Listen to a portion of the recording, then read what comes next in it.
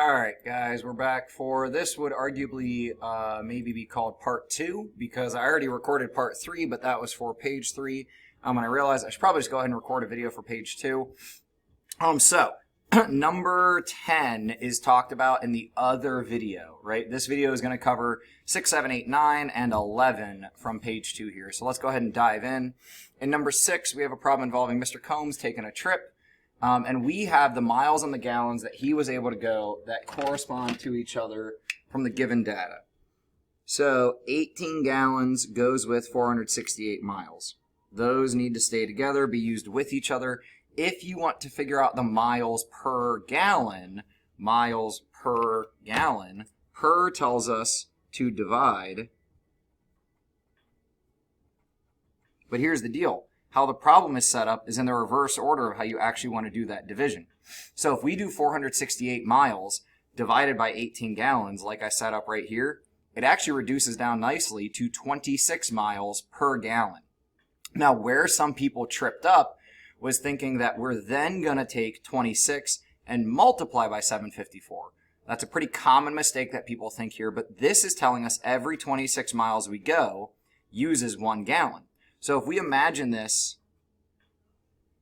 in like a number line and say our total number line or our total miles traveled was 754, we're going to break this up into 26 miles would go 1 gallon. So 26 miles would go 1 gallon.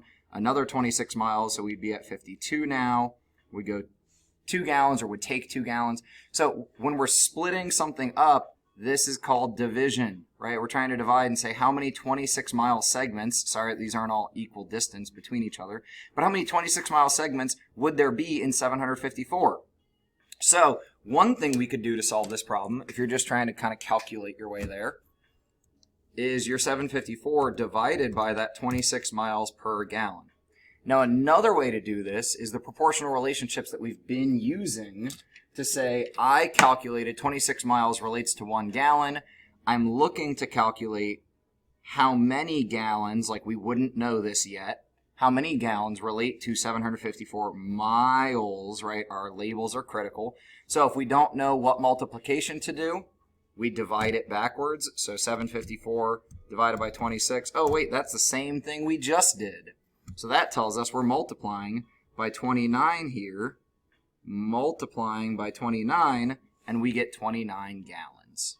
If you got an extremely large answer, you need to take a moment and kind of ask yourself, did I think about this answer before I went ahead and said that that's my answer? Gallons of gas, guys. Gallons of gas cost $3 to $4, right? Right now it's like $3.15.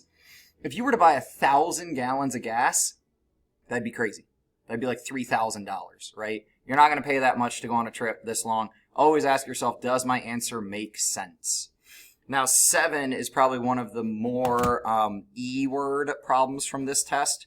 If we're going from 15 minutes into an hour, we know that how many sets of 15 minutes are in an hour. This is going to be times 4 because we know that there are 60 minutes in an hour.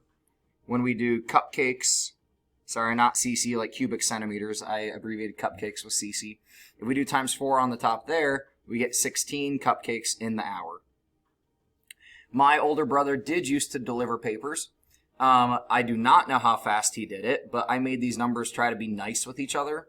If Brad could deliver 180 newspapers in 3 hours, 180 or 18, if you kind of think about it like 18 with the extra 0 on there, and 3 get along nicely. Right, 18 divided by 3, we're mostly familiar with that being 6. So what that really is, make sure that we include our labels here, is he could deliver 60 papers every 1 hour. Now what that then means is in 2 hours, to deliver 120 newspapers, this would double, right? And this would also have to double. So we get our answer of 2 hours for 120 papers. Number 9. We did number 10 in the other video, but we did not do number 9. I think I maybe labeled the other video wrong. I might need to go change that title.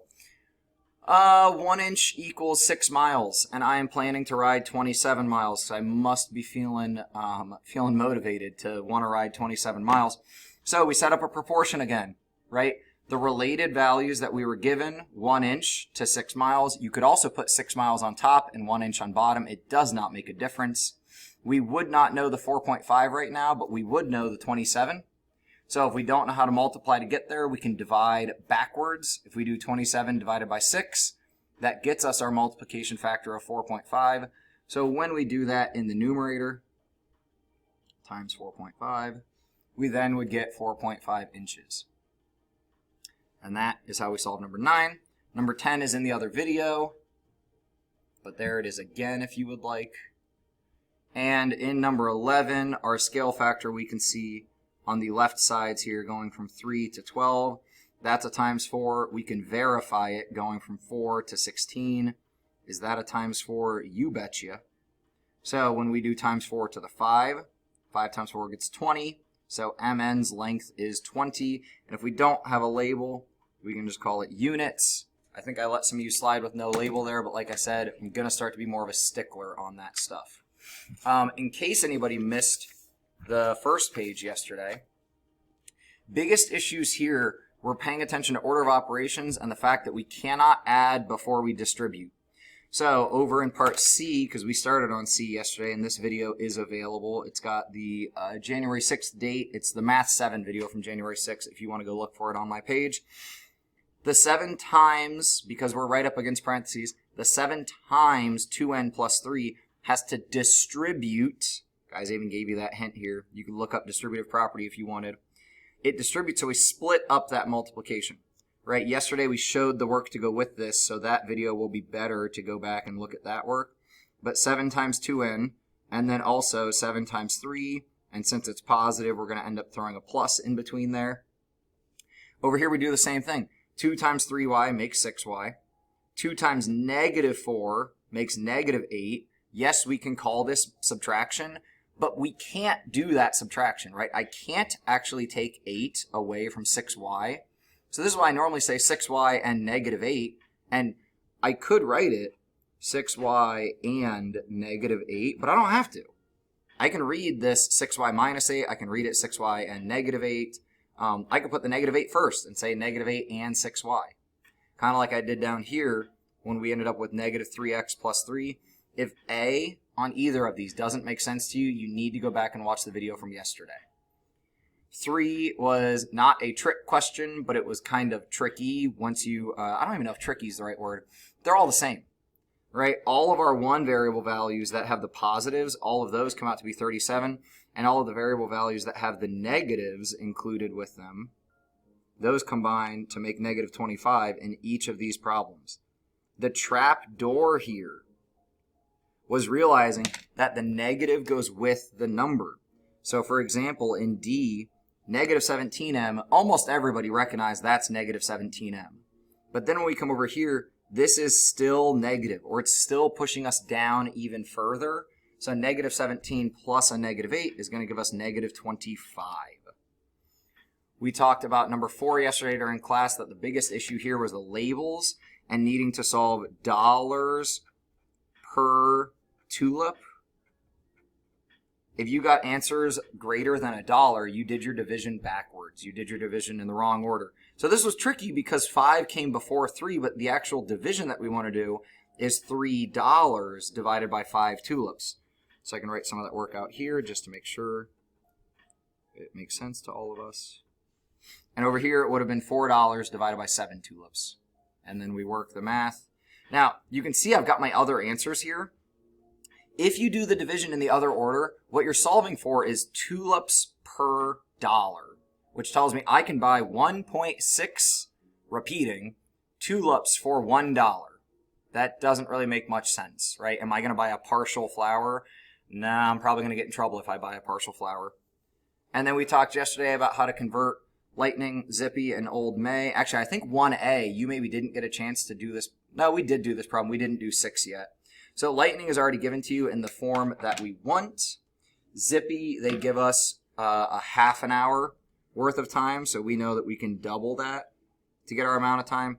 And Old May, I think I changed the spacing on your guys' paper. Hopefully this looked better on your paper.